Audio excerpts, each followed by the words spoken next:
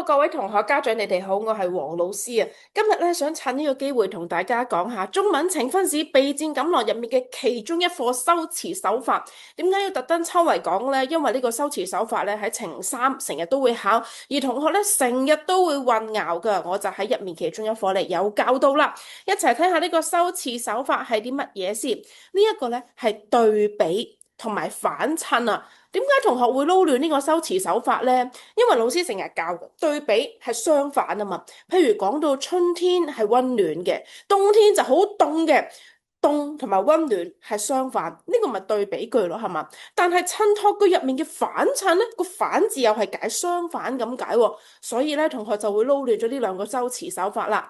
黃老師教你哋一個口訣，記住咯喎。對比就唔分主角配角，襯托咧就分主角配角噶，即係好似你哋去睇一部電影，你睇一套卡通片，入面都會有主角配角噶嘛，所有配角嘅存在就係為咗凸顯個主角，係嘛？好似我哋睇下呢兩句例句咁樣樣，我哋睇下呢個第一題，按大少少先。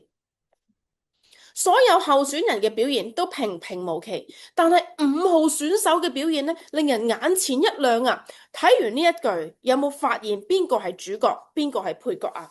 主角好明顯就係呢個5號選手，配角呢就係所有候選人啊！點樣凸顯呢個5號選手嘅表現真係好勁啊！你就揾一班好表現好差嘅候選人喺側邊襯托住佢，係嘛？嗱，用平平無奇嘅表現，反面去凸顯主角出色嘅表現，呢個係反襯句。睇多句，睇呢個第三題啊！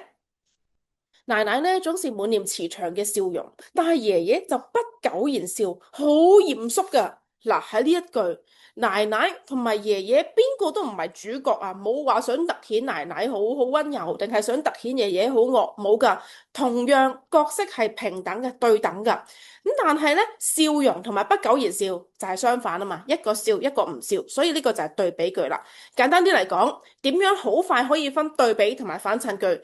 你就直接睇下呢一句有冇主角啊，有冇配角啊，有冇想特別凸顯嘅一個主角出嚟㗎？如果冇嘅話，嗰個叫對比句；有主角配角分嘅咧，嗰個叫襯托句，得唔得？明唔明白？希望咧今日呢個影片可以幫到你哋。呢一本咧呈分試中文備戰錦囊咧仲有售㗎，佢咧就係69蚊一本。如果未買嘅家長咧就快啲買埋啦，方便你哋備戰呈分試3啊！再見，拜拜。